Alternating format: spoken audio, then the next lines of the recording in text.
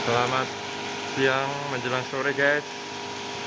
Hari ini di Pati diguyur angin yang sangat kencang sekali, lebat sekali. Ini pemandangannya, disertai angin yang cukup lumayan kencang. Terus ini bahan telur.